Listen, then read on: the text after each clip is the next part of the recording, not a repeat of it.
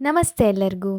ಹಿಂದಿನ ವಿಡಿಯೋಗಳಲ್ಲಿ ಬುನಾದಿ ಸಂಖ್ಯಾಜ್ಞಾನಕ್ಕೆ ಸಂಬಂಧಿಸಿದಂತೆ 10, 11 ಮತ್ತು 12 ಕಲಿಕಾ ಫಲಗಳ ಮೇಲೆ ಯಾವ ರೀತಿಯಾಗಿ ಸರಳವಾದ ಚಟುವಟಿಕೆಗಳನ್ನು ಮಾಡ್ಕೋಬಹುದು ಅಂತ ನೋಡ್ಕೊಳ್ತಾ ಇದ್ವಿ. ಈ ಒಂದು ವಿಡಿಯೋದಲ್ಲಿ ಮುಂದಿನ ಕಲಿಕಾ ಫಲಗಳ ಮೇಲೆ ಚಟುವಟಿಕೆಗಳ ಕುರಿತು ನೋಡೋಣ. ಈ ಒಂದು ವಿಡಿಯೋ ನಿಮಗೆ ಸ್ವಲ್ಪನಾದರೂ ಉಪಯೋಗ ಆಗಿದೆ ಅಂತ ಅನಿಸಿದರೆ ಪ್ಲೀಸ್ ನನ್ನ ಚಾನೆಲ್ನ ಸಬ್ಸ್ಕ್ರೈಬ್ ಮಾಡ್ಕೋತೀರಾ. 13ನೇ ಕಲಿಕಾ ಫಲ ಏನು ಹೇಳುತ್ತೆ?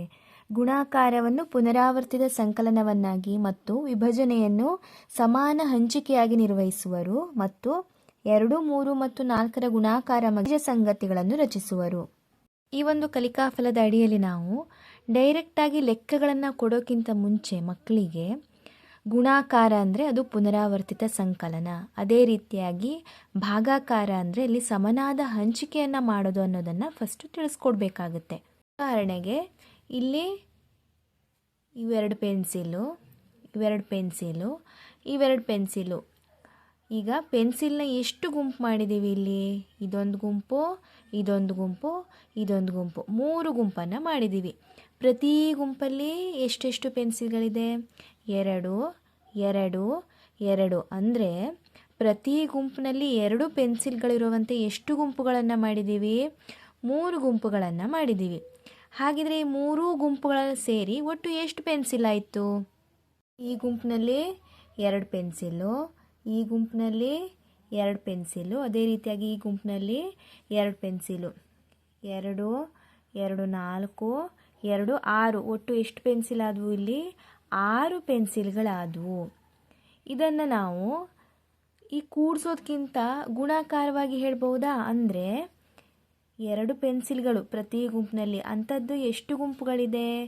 3. 2 ಪೆನ್ಸಿಲ್ಗಳ 3 ಗುಂಪಿದೆ. ಹಾಗಿದ್ರೆ 2 3 ಎಷ್ಟು? 6. 2, 2, 2. ಎಷ್ಟು ಸರ್ತಿ ಕೂಡಿಸಿದ್ವಿ ನಾವು ಫಸ್ಟ್ಗೆ? 2 + 2 + 2. 2ನ್ನು ಎಷ್ಟು ಸರ್ತಿ ಕೂಡಿಸಿದ್ವಿ? 3 ಸರ್ತಿ ಕೂಡಿಸಿದ್ವಿ. ನಮಗೆ ಎಷ್ಟು ಪೆನ್ಸಿಲ್ ಸಿಕ್ತು? 6 ಪೆನ್ಸಿಲ್ ಸಿಕ್ತು. ಅದೇ ರೀತಿಯಾಗಿ ನಾವೇನು ಮಾಡಿದ್ವಿ? 2ನ್ನು 3 ಸರ್ತಿ ಕೂಡಿಸಿದ್ವಲ್ಲ, ಹಾಗಾಗಿ 2 × 3 ಮಾಡಿದ್ರೆ ಎಷ್ಟು ಪೆನ್ಸಿಲ್ ಸಿಕ್ತು? 6. ಇಲ್ಲೂ 6 ಬಂತು, ಇಲ್ಲೂ 6 ಬಂತು. ಇಲ್ಲಿ ಪ್ರತಿ ಗುಂಪಿನಲ್ಲಿ ಎಷ್ಟೆಷ್ಟು ಬಾದಾಮಿಗಳಿದೆ? ಇಲ್ಲಿ 5, ಅದೇ ರೀತಿಯಾಗಿ ಇಲ್ಲಿ 5, ಈ ಗುಂಪಿನಲ್ಲಿ 5, ಈ ಗುಂಪಿನಲ್ಲಿ 5. 5 ಬಾದಾಮಿಗಳಿರುವಂತಹ ಎಷ್ಟು ಗುಂಪುಗಳಿದೆ ಇಲ್ಲಿ? 1, 2, 3, 4 ಇದೆ.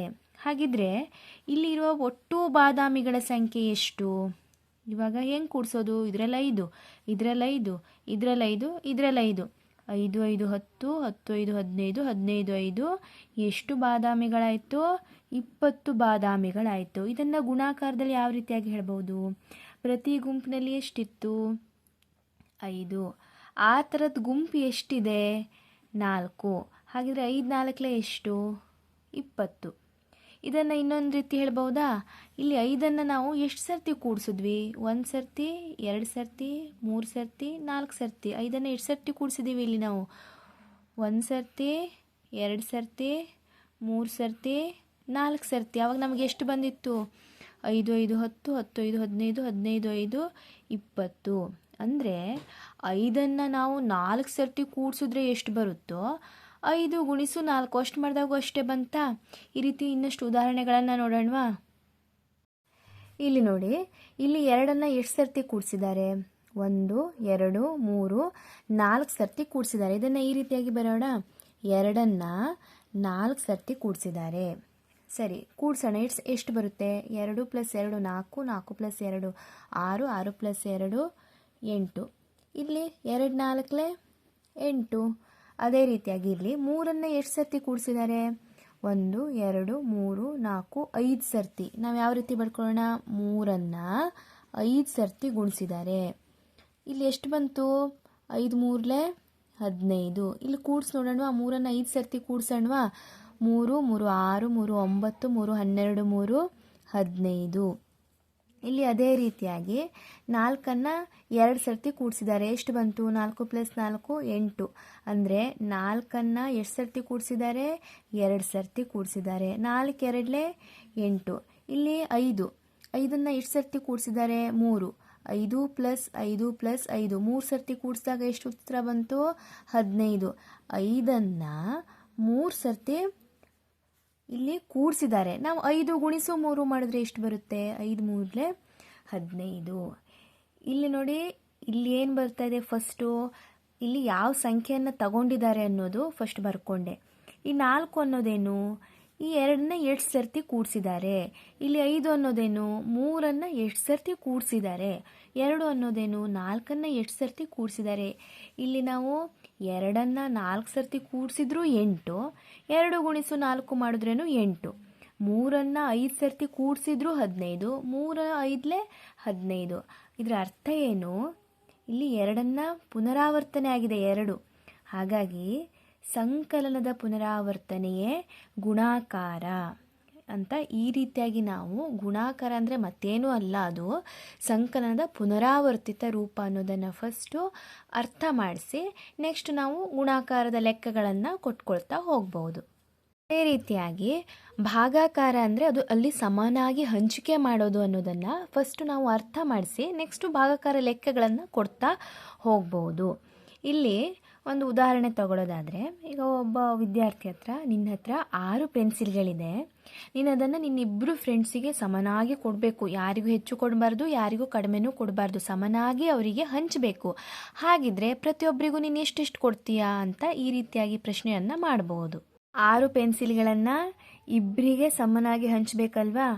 ಈಗ ಫಸ್ಟು ಇವರಿಗೆ 1 ಕೊಡ್ತೀನಿ, ಇವರಿಗೆ 1 ಕೊಡ್ತೀನಿ, ಆಮೇಲೆ ಇವರಿಗೆ ಇನ್ನೊಂದು ಕೊಟ್ಟೆ, ಇವರಿಗೆ ಸಹಿತ ಇನ್ನೊಂದು ಕೊಟ್ಟೆ. ಯಾಕೆಂದರೆ ಇಲ್ಲಿ ಸಮನಾಗಿ ಹಂಚಬೇಕು, ಯಾರಿಗೂ ಹೆಚ್ಚು ಕೊಡಬಾರ್ದು, ಕಡಿಮೆನೂ ಕೊಡಬಾರ್ದು. ಆಮೇಲೆ ಇಲ್ಲಿ ಇವರಿಗೆ ಇನ್ನೊಂದು ಕೊಟ್ಟೆ, ಇಲ್ಲಿ ಇನ್ನೊಂದು ಕೊಟ್ಟೆ. ಸರಿ, ಹಾಗಿದ್ರೆ ಪ್ರತಿಯೊಬ್ಬರ ಹತ್ರ ಎಷ್ಟೆಷ್ಟು ಬಂತು ಪೆನ್ಸಿಲು? 3 ಪೆನ್ಸಿಲ್ಗಳು ಬಂತು. ನಿನ್ನ ಹತ್ರ ಯಾವುದಾದ್ರೂ ಪೆನ್ಸಿಲ್ ಉಳಿತಾ?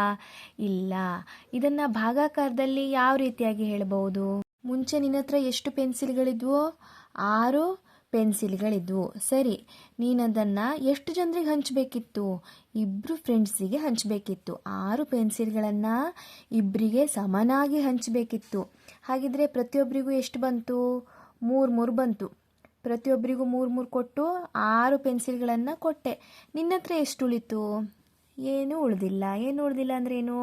0. ಇದನ್ನು ಭಾಗಾಕಾರ ರೂಪದಲ್ಲಿ ಈ ರೀತಿಯಾಗಿ ನಾವು ಎಷ್ಟು ವಸ್ತುಗಳನ್ನು ಹಂಚಬೇಕು ಅದು ಭಾಜ್ಯ, ಎಷ್ಟು ಜನರಿಗೆ ಸಮನಾಗಿ ಹಂಚಬೇಕು ಅದು ಭಾಜಕ, ಪ್ರತಿಯೊಬ್ಬರಿಗೂ ಎಷ್ಟೆಷ್ಟು ಸಿಕ್ತು ಅದು ಭಾಗಲಬ್ಧ, ಕೊನೆಯದಾಗಿ ಏನು ಉಳಿಯಿತು ಅದು ಶೇಷ. ಈ ರೀತಿಯಾಗಿ ನಾವು ಫಸ್ಟು ಭಾಗಾಕಾರದ ಪರಿಕಲ್ಪನೆ ಅಂದರೆ ಅಲ್ಲಿ ಸಮನಾಗಿ ಹಂಚೋದು ಅನ್ನೋದನ್ನು ತಗೊಂಡು ನೆಕ್ಸ್ಟು ಅವರಿಗೆ ಒಂದೊಂದೇ ಸರಳವಾದ ಲೆಕ್ಕಗಳನ್ನು ಕೊಡ್ತಾ ಭಾಗಾಕಾರ ಲೆಕ್ಕಗಳನ್ನು ಬಿಡಿಸ್ಬೋದು. ಅದೇ ರೀತಿಯಾಗಿ ಈ ಒಂದು ಕಲಿಕಾಫಲದಲ್ಲಿ ಮಗ್ಗಿಯ ನೈಜ ಸಂಗತಿಯನ್ನು ಅರಿಯೋರು. ಮಗ್ಗಿ ಸಾಮಾನ್ಯವಾಗಿ ಮಕ್ಕಳು ಹೇಳ್ತಾರೆ ಮಗ್ಗಿ. ಈಗ 2 ಮಗ್ಗಿ ಅಂದರೆ ಅಲ್ಲಿ ಪ್ರತಿ ಸರ್ತಿನೂ ನಾವು 2 ಕೂಡಿಸ್ತಾ ಹೋಗಿದ್ದೀವಿ. 3 ಮಗ್ಗಿಯಲ್ಲಿ 3 ಈ ರೀತಿ ಕೂಡಿಸ್ತಾ ಹೋದಾಗ 3 ಮಗ್ಗಿ ಸಿಗುತ್ತೆ. ಈ ರೀತಿಯಾಗಿ ಮಗ್ಗಿ ಅಂದರೆ ಅದು ರಿಪಿಟೇಷನ್ನು, ಸಂಖ್ಯೆಗಳ ಒಂದು ಪುನರಾವರ್ತನೆಯಾಗಿ ಕೂಡಿಸೋದು. ಅಲ್ಲೂ ಕೂಡ ಸಂಕಲನದ ಪುನರಾವರ್ತಿತ ರೂಪವೇ ಗುಣಾಕಾರವನ್ನು ತಗೊಂಡು ಮಗ್ಗಿಯ ಒಂದು ಅರ್ಥವನ್ನು ಮಕ್ಕಳಿಗೆ ತಿಳಿಸ್ಕೊಡ್ಬೋದು. ಮುಂದಿನ ಒಂದು ಕಲಿಕಾಫಲಗಳ ಕುರಿತು ಇನ್ನೊಂದು ವಿಡಿಯೋದಲ್ಲಿ ಚರ್ಚಿಸೋಣ. ಈ ಒಂದು ವಿಡಿಯೋ ನಿಮಗೆ ಉಪಯೋಗ ಆಗಿದೆ ಅಂತ ಭಾವಿಸ್ತೀನಿ. Thank you for watching.